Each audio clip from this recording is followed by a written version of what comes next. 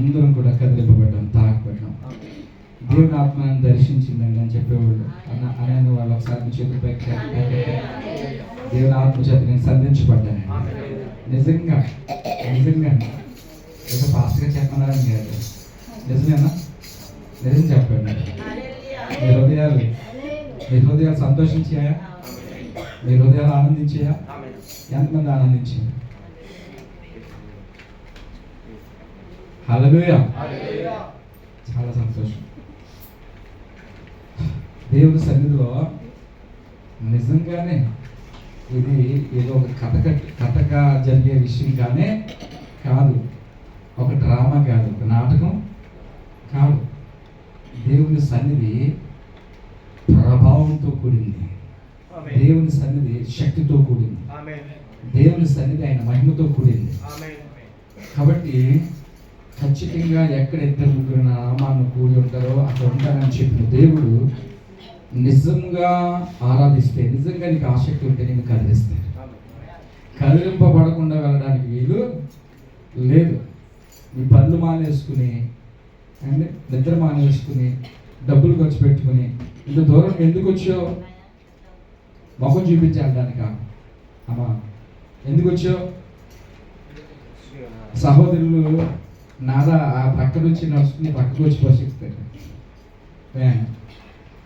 మళ్ళీ తిరిగి వెళ్ళేటప్పుడు కూడా భయంకరమైన ఎండలో దిగి నడుచుకుంటూ వెళ్తారు. ఎండలో ఎంత కష్టపడి వచ్చింది ఎందుకు? ఇంత కష్టపడి మీరు ఎందుకు వస్తున్నారు? దూరం నుంచి. నేను అబుదాబి నుంచి ఒక లీటర్ పెట్రోల్ ఎంత అయిపోయింది తెలుసా? ఇప్పుడు మంచిగా 3.5 dirhams. మంచిగా 8 లీటర్లు కాలుతుంది తెలుసా? 8 లీటర్లు ఖర్చు అవుతుంది తెలుసా? 59-60 లీటర్లు ఖర్చు అవుతుంది వెళ్ళి రావడానికి. వ్యాన్ కాబట్టి, కార్ అయితే అంత అవ్వదు. అంటే ఇంచుమించుగా 200 dirhams. ఎంత ఖర్చు పెట్టి అంత దూరం నుంచి నేను ఎందుకు వస్తున్నాను అండి? మనమందరూ ఎందుకు వస్తున్నాం? దేవుని సన్నిధిని అనుభవించడానికి, దేవుని ప్రభావంలో నింపబడడానికి, దేవుని మహిమతో నింపబడడానికి, దేవుని ఆరాధన చేయడానికి వస్తున్నాం. ఈ సమయం ముందు చూశారు, ఇది చాలా ప్రాముఖ్యమైనది. మనం కూడుకుని ఈ సమయము చాలా ప్రాముఖ్యమైనది, ప్రశస్తమైనది, ఇది ఆశీర్వాదకరమైనది. ఈ సమయంలో దేవుడు మనల్ని దర్శిస్తే స్వస్థత కలుగుతాయి, విడుదల కలుగుతుంది, ఆశీర్వాదాలు మన మీదకి బలంగా దిగి వస్తాయి. మన పరిస్థితి మారిపోద్ది, మన స్థితిగతులు మారిపోతాయి. పిల్లల దుఃఖంలో వేదనలో ఉండవు, నిరీక్షణ లేని ఇతరుల వలె దుఃఖముఖం కలిగి ఉండం పిల్లల. ఈ సమయం అంత ప్రాముఖ్యమైన ప్రశస్తమైన సమయం ఇది పిల్లల. ఏదో నామకార్థంగా ఆదివారం సన్నిధికి వెళ్ళాలి, ఏదో అనేక చెప్పారు కదా ఇందాక. ఎలమంటే బెల్లం గోల పడలేక వచ్చి 3 మాటలు నేర్చుకుని వెళ్ళాడు. ఆ 3 మాటలే అతని జీవితంలో ఉపయోగపడ్డాయి. దొంగల బారి నుండి బయటపడ్డారు వాళ్ళ కుటుంబం. ఆ 3 మాటలే అంత ప్రభావం చూపిస్తే ఇంకా మరి దేవుని యొక్క వాక్యపు లోతైనటువంటి మాటలు మన జీవితంలో ఇంకెంత ప్రభావాన్ని చూపిస్తాయి. నమ్ముతున్నారా? అర్థమవుతుందండి? అర్థమవుతుందా? కాబట్టి మీరేదో నామకార్థంగా వచ్చినటువంటి పరిస్థితి కాదు పిల్లలు. మీరు అందరూ కూడా దేవుని సన్నిధిని అనుభవించడానికి, దేవునితో గడపడానికి, దేవుని మహిమపరచడానికి, దేవుని మాటలు వినడానికి, దేవుని కరుణ పొందుకోవడానికి, దేవుని దయను పొందుకోవడానికి, దేవుని కృపను పొందుకోవడానికి వచ్చారు కనుక దాన్ని మీరు ఇక్కడి నుంచి తీసుకుని వెళ్తారు. హల్లెలూయా, హల్లెలూయా, హల్లెలూయా. సిస్టర్ గారు, మాత సిస్టర్ గారు నిలబడే కాడి నుంచి, అన్నయ్య నిలబడే కాడి నుంచి అండి దేవుడు తాగుతూనే ఉన్నాడు, దేవుడు మాట్లాడుతూనే ఉన్నాడు, దేవుడు దర్శిస్తూనే ఉన్నాడు. ఇంకా నాకు ఏం చలనం లేదన్న వాళ్ళు ఎవరైనా ఉన్నారు ఇక్కడ? ఏం జరుగుతుంది నాకు అర్థం కావట్లేదు అన్న వాళ్ళు ఎవరైనా ఉన్నారా? నేను ఎక్కడ ఉన్నానో నాకు అర్థం కావట్లేదండి, ఏం జరుగుతుందని కొంతమంది ఉంటారు కదా అండి. కొంతమంది ఉంటారు, ఏం జరుగుతుందో తెలియదు, చేతులు గట్టిగా కట్టేసుకుంటారు అండి. బాడీ మాత్రం ఇక్కడ కనబడుతుంది, ఎంత సీరియస్గా చూస్తారో, కానీ మైండ్ మాత్రం ఇక్కడ ఉంటేనే ఎక్కడెక్కడో తిరిగి వస్తుంది. ఈ లోపల మొత్తం కార్యక్రమం అంతా ఏమైంది అంటే అబ్బాబ్బా సూపర్ అన్నీ ఆ పక్క నుంచి ఈ పక్క తిరుగుతూ చప్పలు కొడుతూ అంత గట్టిగా ప్రసంగం చేశారు. ఏం ప్రసంగం చేశారు? అసలు విషయం సబ్జెక్ట్ చెప్పరా అని అంటే ఆయన చాలా బాగా చెప్పాడు. అది ఏం చెప్పాడు అన్న? ఏం చెప్పాడండి? లాస్ట్ మాట చెప్పాడు సరిపోద్ది. లాస్ట్ వాక్యం చెప్పించాడు కదా అన్న. మిగతా వాళ్ళందరూ ఏమైపోయారు? ఏం చెప్పారు? అన్ని లాస్ట్ రిఫరెన్స్ అక్కడ చూపించకండి. ఇర్మీయా గ్రంథం 33వ అధ్యాయము ఏం చేయండి? ఏం రాయబడింది అందులో? చెప్పాలి అందరూ కూడా. అందరూ చెప్పాలి. మీరు అందరు జ్ఞానవంతులండి. నాకు చదువు లేదండి అని అంటానికి వీలు. మీరు దేవుని సన్నిధిలో ఉన్నారు, దేవుని మాటలు వింటున్నారు. ఎక్కడ ఉంటే కుదరనే ఈ మాటలను ఎందుకు చెప్పాను, ఎంత ఖర్చు పెట్టుకుని, ఎంత సమయాన్ని చెల్లించుకుని ఎందుకు ఇక్కడికి వచ్చాము? ఇవన్నీ హృదయంలో మాటలు ఉండాలి. ఏదో 4 కథలు చెప్పేసుకుని నవ్వేసుకుని వెళ్ళిపోవడానికి కాదు. హృదయాలు మార్చుకోవాలి, బ్రతుకు మార్చుకోవాలి, నేర్చుకోవాలి, తెలుసుకోవాలి, ప్రభు కొరకు జీవించాలి. రోషం కలిగి వెళ్ళడానికి వచ్చాం మనం. హల్లెలూయా, హల్లెలూయా. నాకు మొరపెట్టుము, నేను నీకు ఉత్తరం ఇస్తాను. నీవు గ్రహింపలేని గొప్ప సంగతులను, గూఢమైన సంగతులను నీకు నేను తెలియజేస్తాను అని ప్రభు చెప్తుంది. ఏం చేయాలంట? మన మొహం చూస్తారు.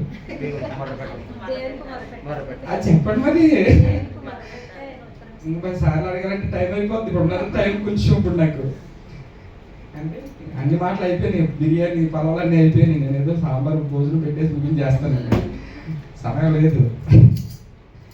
మొదలుపెట్టాలి పిల్లలు, మనం మొదలుపెట్టాలి. పిల్లలు యేసు ప్రభు వారు చాలా జాగ్రత్తగా కొన్ని నిమిషాలు దేవుని మాటలు విద్దాం. యేసు ప్రభు వారు 2000 సంవత్సరాల క్రితం ఈ లోకంలో శరీరధారిగా వచ్చాడా? శరీరధారిగా వచ్చాడండి. శరీరధారిగా అంటే నీకులాగా నాకులాగానే మనం ఎలాగైతే శరీరధారులమో మనం ఇక్కడ జీవిస్తున్నాం కదా, శరీరాన్ని ధరించుకుని, అలాగే దేవదేవుడు శరీరాన్ని ధరించుకుని ఈ లోకానికి వచ్చాడు 2000 సంవత్సరాల క్రితం. వచ్చినప్పుడు ఆయన చాలా విషయాలు, చాలా మర్మాలు, చాలా సంగతులు చెప్పారు. అందులో ఒక విషయాన్ని ప్రభువారు ఆయన చుట్టూ ఉన్న ప్రజలకి లేక ఆయన శిష్యులకు చెప్తూ ఉన్నారు. ఒక ఉపమానాన్ని ఏంటంటే, ఒక చెట్టు, ఒక తోట ఉందంట. అది ఏం తోట అంటే అంజూరపు తోట. ఏం తోట అండి? నిద్రపోకుండా చెప్పాలి అందరూ. సారీ, నేను తప్పు చెప్పాను. ద్రాక్ష తోట ఉందంట. ఏముంది? ద్రాక్ష తోట. ఆ ద్రాక్ష తోటలో యేసు ప్రభు చెప్పిన ఉపమానం అనమాట. ఆ ద్రాక్ష తోటలో అంజూరపు చెట్టు, ఒక చెట్టు తీసుకొచ్చి వేశాడంట. ఏ చెట్టు వేశాడండి? అంజూరపు చెట్టు. ఎవరికైనా తెలుసా? అంజూరపు కాయలు చూసారా? అయ్యో చూడలేదా? మన ఇంటి దగ్గర చూడలేదంటే అనుకోవచ్చు. అంజూరపు కాయలు ఎప్పుడు తినలేదా? అంజూరం చాలా ఫలభరితమైనవి, మన ఎముకలకి బలం, అవి మన జీర్ణ వ్యవస్థకి చాలా మంచిది. అంజూరపు కాయలు ఉంటే తినండి. అంజూరపు ఆకులను కూడా విడిచిపెట్టరు అరబీ వాళ్ళు అయితే. చాలా మంచి చెట్టు అన్నమాట, మంచి ఫలవృక్షం. ఫలాలు చాలా ఖరీదైనవి కూడా, చాలా కాస్ట్లీ. అందుకే మనం దాన్ని పట్టించుకోం. మనకి ఎప్పుడు తక్కువగా ఉండే కొనుక్కుంటూ ఉంటాం మన స్థాయికి కాబట్టి. కానీ అప్పుడప్పుడు దేవుని కృపను బట్టి ఈ దేశంలో ఉన్నాం కనుక అంజూరపు కాయలని ఇంకా చాలా ఉన్నాయి మంచి మంచి ఫలాలు. మన దేశంలో కూడా దొరకని కాయలు ఇక్కడ ఉంటున్నాయి కనుక శుభ్రంగా కొనుక్కుని తినండి. అమ్మ తింటున్నారా? తిన్నారు. ఫలాలు దేవుడు ఎందుకు ఇచ్చాడంటే మన శరీరానికి కావాల్సిన విటమిన్స్ కొన్ని ఫలాల్లో పెట్టాడు. కాబట్టి అన్ని రకాల ఫ్రూట్స్ తినాలి. ఒక యాపిల్ మాత్రమే కాదు, ద్రాక్ష పళ్ళు ఒకటే కాదు, అన్ని ఫలాలు కూడా టేస్ట్ చేయండి. మంచిది, మన కొరకే దేవుడు ఇచ్చాడు. దేవుడికి మహిమ కలుగునుగాక. కాబట్టి పిల్లరా, ఆ ద్రాక్ష తోటలో అంజూరపు చెట్టును తీసుకొచ్చి వేసాడంట. వేసిన తర్వాత దానికి చక్కగా చుట్టూ నీరు కట్టి ఎరువు వేసి పెంచాడు. అది పెరిగింది, చక్కగా పెరిగింది. చక్కగా పెరిగిన తర్వాత ఎదుగుతూ ఎదుగుతూ ఎదుగుతూ కాయలు ఫలాలు కాసే సమయం వచ్చేసింది. వచ్చిన తర్వాత చూస్తే ఫలాలు కాయలేదు, ఫలాలు లేవు. చూస్తే చాలా చక్కగా గుబురుగా ఆకులు వేసుకుని ఉంది, కానీ ఫలాలు కాయలు లేవు. అసలు ఈ యజమానుడు ఈ ద్రాక్ష తోటలో ఈ ఒలివ చెట్టును తీసుకొచ్చి ఎందుకు వేసుకున్నాడు అని అంటే, ఎందుకు వేసుకున్నాడు? అందంగా ఉండడానిక? ఫలాలు కాస్తే తిందాము, అమ్ముకుందాము, వ్యాపారం చేద్దాము అని. ఎవరైనా మేము దేవుడు ఇచ్చినటువంటి స్థలంలో, కొత్తూరులో స్థలం కొన్నాం కదండి, ఆ స్థలంలో పాస్టర్ గారు 4-5 రకాల మామిడి చెట్లు ఎక్కువ చేశారు. ఇప్పుడు రసకాయలంట, అయ్యో ఏ రకరకాల పేర్లు చెప్పారు, నాకు కూడా తెలియదు. అది ఎందుకు వేస్తారు? ఆవిడ పొద్దున రోజున ఎదిగి కాయలు కాస్తుంది, పిల్లలు తింటారు అని, ఇంకెవరికైనా వచ్చినోడికి పెట్టవచ్చు అని ఉద్దేశంతో వేస్తారు. అలాగే యజమానుడు కూడా ఎందుకు తోటలో చెట్లు వేస్తాడు? ఎందుకు వేస్తాడండి? ఫలాల కోసమే వేస్తాడు. ఫలాలు ఆశించి ఆ ఫలాలతో తన కుటుంబం తినకపోగా ఇంకా వ్యాపారం కూడా చేసుకుని బ్రతకొచ్చాని కూడా వేస్తాడు. మంచి ఉద్దేశంతో వేస్తాడు, ఆ ఉద్దేశంతో వేస్తాడు. కానీ ఈ చెట్టు మాత్రం ఎదిగింది, కానీ ఫలాలు కాయట్లేదు. ఎదిగిపోయింది, కాయలు కాసే సమయం వచ్చింది, కానీ కాయలు కాయట్లేదు. చూశాడు, చూసిన తర్వాత అది ఇంకా అలాగే ఉంటే, సరే ఈ సంవత్సరం కాయదేమో, నెక్స్ట్ ఇయర్ కాస్తుందేమో. ఈ సంవత్సరం వచ్చింది, అయినా ఇది ఏమో కేవలం ఏమైనా లోపం ఏమైనా ఉన్నట్టుంది, ఇంకా మంచిగా ఎరువేసి, ఇంకా మంచిగా నీళ్లు పెట్టి, ఇంకా చక్కగా దీన్ని బాగా చూసుకుందాం, వచ్చే సంవత్సరం అయినా కాస్తుందేమో అని చెప్పి దాన్ని ఇంకా కొంచెం ఎక్కువగా, దానికి ఎక్కువ సమయాన్ని వెచ్చించాడు, ఇంకా ఎక్కువ శ్రమను దాని కొరకు పట్టాడు. మళ్ళీ సంవత్సరం అయిపోయింది, ఒక సంవత్సరం అయిపోయింది, 2వ సంవత్సరం అయిపోయింది, మళ్ళీ ఆ సంవత్సరంలో కూడా ఏం లేవు, ఫలాలు కాయట్లేదు, కాయలు కాయట్లేదు. అమ్మా వినపడుతుందా? కాయలు కాయట్లేదు. నా మొహం చూడండి, బైబిల్ చూడొద్దు. 3వదిగా మళ్ళీ ఇంకొక సంవత్సరం, 3 సంవత్సరాలు, 3వ సంవత్సరం కూడా ఓర్చుకుని, ఇంత కష్టపడేస్తాను, చాలా దూరం నుంచి తీసుకొచ్చాను, దీని చెట్టు కోసం ఎంతో కష్టపడ్డాను అని చెప్పి ఇంకొక సంవత్సరం కూడా చూద్దామని చెప్పేసి చేస్తే ఆ సంవత్సరం కూడా ఇది ఏం చేయలేదు, ఫలించలేదు. ఈ లోపల యజమానుడు వచ్చాడు, ఆ పొలం గల యజమానుడు వచ్చాడు. ఇప్పుడు దాకా చూసింది ఎవరు? రైతు. కానీ ఇప్పుడు ఎవరు వచ్చారు? అసలైనడు యజమానుడు వచ్చాడు. యజమానుడు వచ్చి చూసేసరికి, తోటనంతా చూసి ఆ చెట్టు చూసేసరికి ఫలాలు లేవు. యజమానుడు చాలా లెక్కలు వేరే విధంగా ఉంటాయి. అనుభవాలు అందరూ కూడా వేరే విధంగా ఆలోచన చేస్తారు. ఇందాక ప్రసాద్ అన్నయ్య గారు చెప్పారు కదా, ఏదైతే వర్క్ అవసరం లేదు అనుకుంటే ఆ రోల్లో ఉన్న వాళ్ళు ఏం చేస్తారంట, కట్ చేస్తున్నారు నిర్దాక్షిణ్యంగా. వెనక ముందు ఆలోచన చేయకుండా పెద్దవాళ్ళ చిన్నవాళ్ళ వాళ్ళకి ఏమో ఆపదలు ఉన్నాయి అని చూసారా? అమ్మా చూసారా? జాగ్రత్తగా వినాలి. చూడలేదు.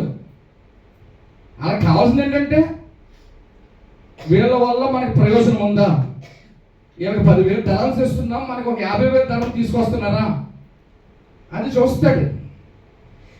ఈ చెట్టు మనం వేస్తాము, ఈ చెట్టు వేస్తాం, ఎందుకు వేస్తాము? ఫలాల కోసం వేస్తాం.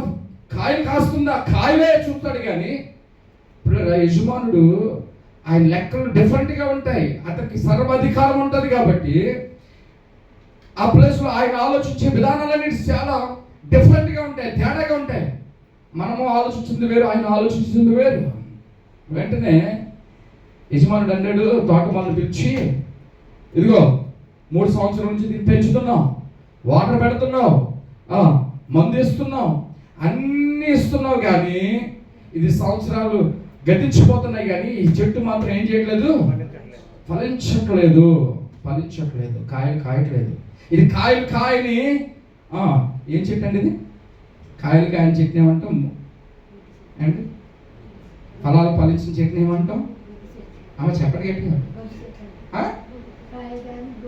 గొడ్డు చెట్టు.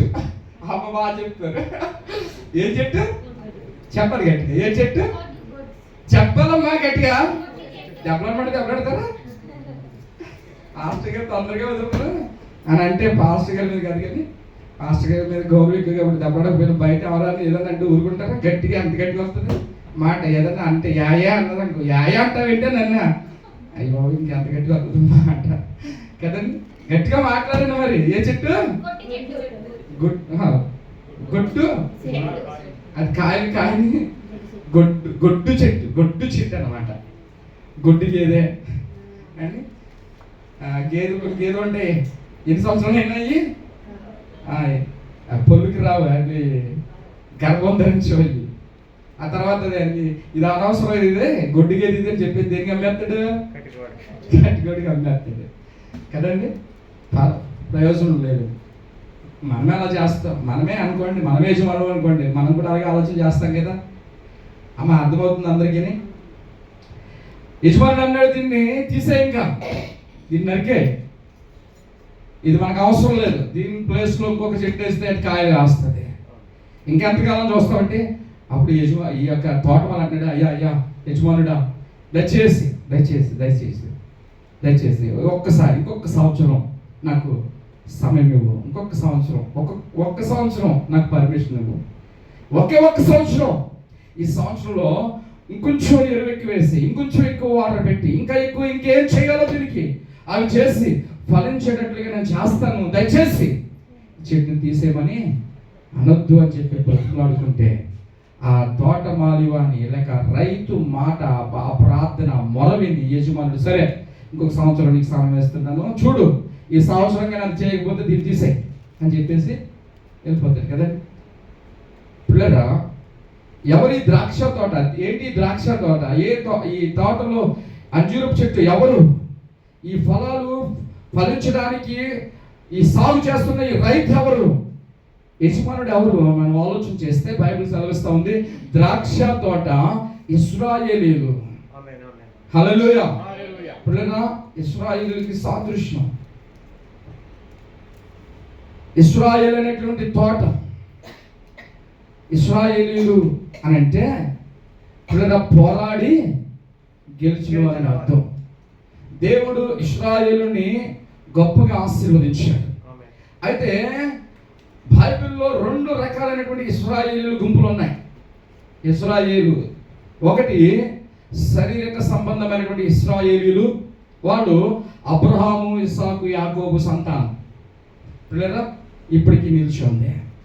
రెండో సంతానం, రెండో ఇశ్రాయేలీలు ఎవరంటే ఆత్మ సంబంధంగా యేసుక్రీస్తు రక్తంలో కడగబడిన వారందరూ కూడా ఆత్మ సంబంధమైన ఇశ్రాయేలీలు. హల్లెలూయా, హల్లెలూయా. అదే మనం సంఘము అని అంటాం, సహవాసం అని అంటాం. ఇది క్రీస్తు రక్తంతో కడగబడిన సంఘము, అది ఇశ్రాయేలీల సహవాసానికి లేక కుటుంబానికి సాదృశ్యం. ఎందుకంటే ఇశ్రాయేలు అని అంటే దేవుడికి ఎంతో ఇష్టం. ఇశ్రాయేలు అని పేరు పెట్టి పిలిచామంటే చాలు దేవుడు ఉప్పొంగిపోతాడండి. మన ప్రార్థనలో ఇశ్రాయేలీల పరిశుద్ధ దేవా అని అన్నాం అనుకోండి, దేవుని ప్రార్థనకి వెంటనే జవాబిస్తాడు. ఇశ్రాయేలు అని అంటే అంత ఇష్టం దేవుడికి. హల్లెలూయా. పిల్లల శారీరక సంబంధమైనటువంటి ఇశ్రాయేలుని ఇప్పటి వరకు విడిచిపెట్టకపోవడానికి గల కారణం ఏంటంటే ఇశ్రాయేలు వంశస్థులు వాళ్ళు. హల్లెలూయా, హల్లెలూయా, హల్లెలూయా. చిన్న దేశమే కానీ ప్రపంచాన్ని గడగడలాడిస్తూ ఉంది. పిల్లల ఇప్పుడు పవర్ అంతా ఎవరి చేతిలో ఉందంటే ఇశ్రాయేల్ దేశం చేతిలోనే ఉంది. మొత్తం టెక్నాలజీ అంతా ఎక్కడి నుంచి వస్తుందంటే ఇశ్రాయేలీల దగ్గర నుంచే వస్తుంది ప్రపంచంలోకి. ఎవరు ఏది కనిపెట్టాలన్నా ముందు ఇశ్రాయేలు కనిపెట్టిన తర్వాత దాన్ని ట్రై చేస్తారు. వాళ్ళు చైనా వాళ్ళైనా అమెరికా వాళ్ళైనా సరే. హల్లెలూయా, హల్లెలూయా. పిల్లల ఇశ్రాయేలీలు దేవుడు విడిచిపెట్టేలేదు. శరీర సంబంధమైన ఇశ్రాయేలు దేవుడు ఆశ్రయించి, కానీ ఆ ఇశ్రాయేలీలు యేసుక్రీస్తును అంగీకరించిన కారణాన్ని బట్టి ఆ తోటలో ఎవరిని సరే ఆయన అంగీకరించినటువంటి నిన్ను నన్ను పిల్లల అంజూరపు చెట్లుగా దేవుడు ఆయన తోటలో, ఇశ్రాయేలీలు అనే తోటలో, ఆ ద్రాక్షవల్లి అనేటువంటి ద్రాక్ష తోట అనేటువంటి తోటలో నాటాడు. హల్లెలూయా. తీసుకొచ్చాడు. క్రైస్తవుడిని అని చెప్పుకుంటున్నావు కదండి, క్రైస్తవుడిని అని చెప్పుకుంటున్నావు కదా. పిల్లరా, నువ్వు క్రైస్తవుడివి అని చెప్పుకుంటూ బ్రతకడం వల్ల ప్రభుకి మహిమ కాదు. ప్రభు ఆనందించడు, ప్రభు సంతోషించడు. ఆయన అంటాడు కదా, ప్రభువా ప్రభువా అని చెప్పి నన్ను పిలిచేవాడు పరలోక రాజ్యంలోకి వెళ్ళడు, కానీ నా తండ్రి చిత్త ప్రకారం చెయ్యువాడే పరలోక రాజ్యంలోకి వెళతాడు. జాగ్రత్తగా ఉన్నారు పిల్లరా. ప్రభు ఈ ఇశ్రాయేలీల లేక ఈ ద్రాక్ష తోట, ఇశ్రాయేలు అనబడుతున్న ఈ ద్రాక్ష తోటలో పిల్లరా శపించబడినటువంటి మనము, రాయుడికి రప్పలకి మొక్కేటువంటి మనము, బయట ఉన్నటువంటి మనలను, శపించబడినటువంటి మనలను, పిల్లరా అసలే మనకి అడ్రస్ అయిన మనలను తీసుకొచ్చి నాటింది ఎందుకంటే ఆయన కొరకు ఫలించడానికి. హల్లెలూయా, హల్లెలూయా. ఆయన కొరకు ఫలించడానికి దేవుడు తీసుకొచ్చాడు. ఆ అంచురపు చెట్టు ఎవరో కాదు, నీవు నేనే. పిల్లరా మనల్ని సాగు చేస్తున్నది ఎవరో తెలుసా? మనకు నీరు పెట్టేది ఎవరో తెలుసా? పరిశుద్ధాత్మ దేవుడు. ఈయన తోటమాలండి. హల్లెలూయా. సేవకుడికి కూడా సాదృశ్యమే. ఆయనలో ఉన్నది పరిశుద్ధాత్మ దేవుడు కాబట్టి పిల్లరా పరిశుద్ధాత్మ దేవుడు తోటమాలిగా మనకి ప్రభు అనుగ్రహించాడు.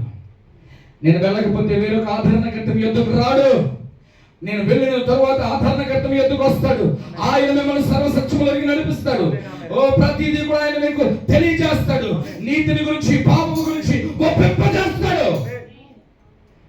ఒప్పింపజేస్తాడు, సిద్ధపరుస్తాడు. ఆయన రాకడ కొరకు సిద్ధపరిచేది, ఒప్పింపజేసేది పిల్లల పరిశుద్ధాత్మ దేవుడు. ఆయన ఆత్మరూపిగా ఉన్నాడు.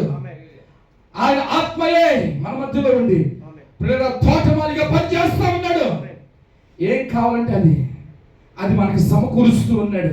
ఈ రోజున ఈ దుబాయ్ దేశంలో, యుఏఈ కంట్రీలో ఈ విధంగా మనం ఆరాధన చేసుకుంటున్నామంటే పిల్లల పరిశుద్ధాత్మ దేవుడు ద్వారాలు తెరిచాడు కాబట్టే.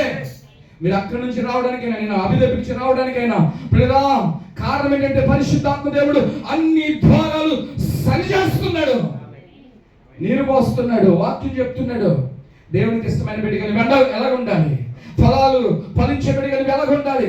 పిల్లల వాక్యం ద్వారా దేవుడిని దర్శిస్తున్నాడు, మాట్లాడుతున్నాడు.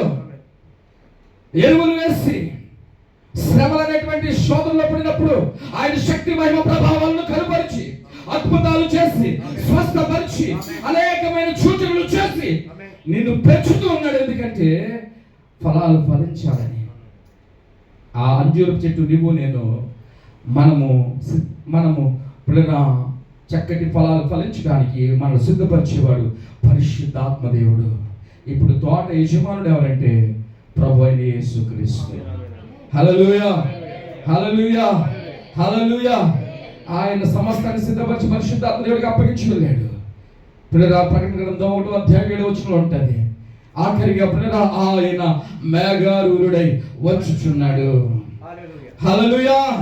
వాని క్రియల చెప్పున వానికి ప్రతిఫలం ఇవ్వడానికి దేవుడు ఆయన రెండవ రాకడలో, ఎలాగైతే మొదటి రాకడలో మనిషి కుమారుడిగా లోకానికి వచ్చాడో, రెండవసారి యూదా గోత్రపు సింహమై రాజుల రాజుగా, ప్రభువుల ప్రభువుగా, వేలాది దూతల సమూహంతో ఆయన త్వరగా రాబోతున్నాడు. ఎందుకంటే పిల్లరా ప్రతిఫలం ఇవ్వడానికి, క్రియలకు తీర్పు తెచ్చడానికి, నీ ఫలాలు ఏమై ఉన్నావో ఆ ఫలాలు కోసుకోవడానికి దేవుడు వస్తా ఉన్నాడు. పిల్లరా ఫలించకుండా ఉంటే, ఇంకా మార్పు చెందకుండా ఉంటే, ఫలించడము, కాయలు కాయడము అని అంటే పిల్లరా గలతీయులకు రాసిన పత్రిక 5వ అధ్యాయం 21వ వచనంలో ఉంటుంది. ఆత్మ ఫలము 9 ఫలాలు ఉంటాయి. చదవండి. ఓకే. ప్రేమ, సంతోషము, దీర్ఘశాంతము, దయాళత్వము, ఆశ, నిగ్రహం. 9 కృపావర, 9 ఫలాలు ఉన్నాయి. మనం ఫలించాలి. 9 ఫలాలు కూడా ఇప్పుడు ఈ అంజూరపు చెట్టు పైన నీవు నేను ఫలించాలి. ఒకసారి ఇంటికి వెళ్ళిన తర్వాత చదువుకున్నాడు పిల్లల, సమయం లేదు కాబట్టి. గలతీయులకు రాసిన పత్రిక 5వ అధ్యాయము. ఫలాలు ఫలించాలి. ఫలాలు ఫలించకుండా ఉంటే పిల్లల చెట్టుని నరికివేయమన్నట్లుగా దేవుడు నిన్ను నన్ను కూడా తీసివేస్తాడు. తీసివేస్తే తర్వాత చాప్టర్ క్లోజ్. అన్నయ్య గారు చెప్పారు కదండి, వాళ్ళ కంపెనీలో ఏమన్నారంటే, వీళ్ళు మాకు వద్దు, నిర్దాక్షిణ్యంగా ఉన్న పాటని ల్యాప్టాప్ అక్కడ పెట్టేసి నువ్వు రిజైన్ చేసాయి అండి. అదే మాట ఈ రోజున మనకు అన్ని బాగున్నాయి, చక్కగా వెళ్తుంది. వేసా 2 సంవత్సరాలు వేసా, 3,000 శాలరీ వస్తుంది, 3,500 రూపాయలు 5,000 సంపాదిస్తున్నాను, బాగానే ఉంది, అన్ని సమకూర్చుకున్నాను, బంగారం ఉంది, అంతా ఉందని అనుకుంటున్నావేమో. ఫలాలు లేకుండా ఎదుగుతున్నావేమో, చక్కగా ఆకులు కనబడుతున్నాయి కానీ ఫలాలు కనబడట్లేదేమో, క్రియలు కనబడట్లేదేమో. దేవునికి క్రియలు లేని విశ్వాసం మొత్తం దేవునికి ఇష్టం కాదు పిల్లరా. విశ్వాసం అంటేనే క్రియలు, క్రియలు అంటేనే విశ్వాసం. విశ్వాసంతో మనం క్రియలు చేసినప్పుడు ఆ క్రియలే ఫలాలుగా దేవుని సన్నిధికి చేరి దేవుని యొక్క కనికరం, దేవుని యొక్క దయ మన మీదకి వచ్చి పిల్లరా మనం ఆయన ఉండే స్థలంలోనికి మనలను ఆయన తీసుకుని పోతాడు. పిల్లరా ఈ ఫలాలు ఫలించడానికి ఇంకా నీకు మారు మనసే పొందకపోతే, ఇంకా బాప్తిస్మే పొందకపోతే, ఇంకా నువ్వు బాప్తిసం పొంది నువ్వు ఇంకా ఈ క్రియలు కలిగి ఉండకపోతే ఇవన్నీ చేయడం అంతా కూడా వృధా అయిపోతుంది పిల్లరా. దానికంటే ముందుగానే మనము చనిపోవడం మేలు. ఎందుకంటే అప్పటి వరకు బ్రతికి ఇంకా పాపాలు ఎక్కువ చేసి ఇంకా నరకానికి వెళ్ళేదానికంటే ముందుగా నరకానికి వెళ్ళిపోవడం బెటర్. నరకానికి వెళ్ళడం దేవుని చిత్తమా లేక నీకు ఇష్టమా? పిల్లరా యజమాని సంతోషపెట్టని జీవితం మనం ఎందుకు జీవించాలి? ఒక క్వశ్చన్ వేసుకోండి. ఈ రోజున దేవునికి ఇష్టం లేని జీవితం నేను ఎందుకు జీవించాలి? 2013 సంవత్సరంలో నీ క్వశ్చన్ వేసుకున్నాను. అన్ని తెలుసు, అన్ని ఎరిగి ఉన్నాను, కానీ నేను నా ఇష్టానుసారంగా బ్రతుకుతున్నాను. అసలు ఈ బ్రతుకు ఎందుకు బ్రతకాలి? మోసపూరితమైన, వ్యర్థమైన, నీచమైన, తుచ్చమైన బ్రతుకు నేను ఎందుకు బ్రతకాలి? చేస్తే బాగుండు, నేను దేవుని కదా నేను మోసం చేస్తున్నానని ఏడుస్తే అదే రాత్రి దేవుడు నాతో మాట్లాడాడు.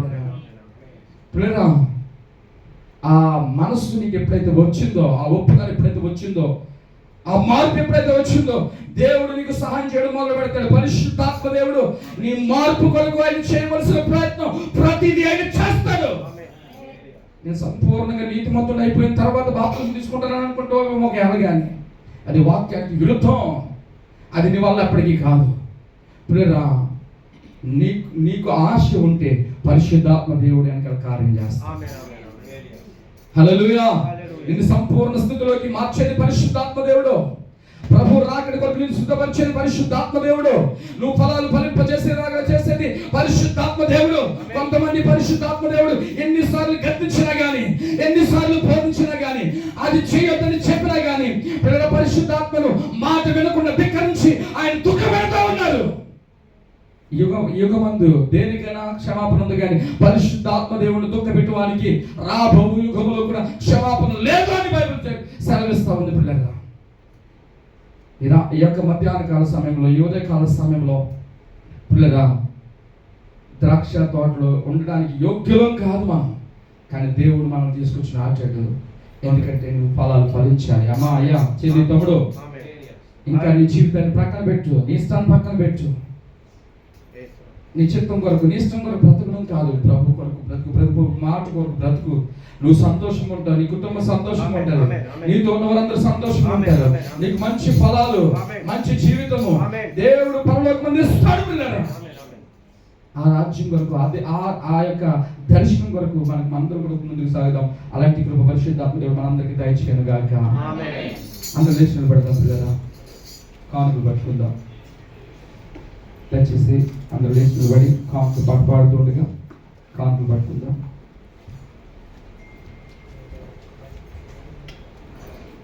సమయం లేదు కనుక పాత సమయం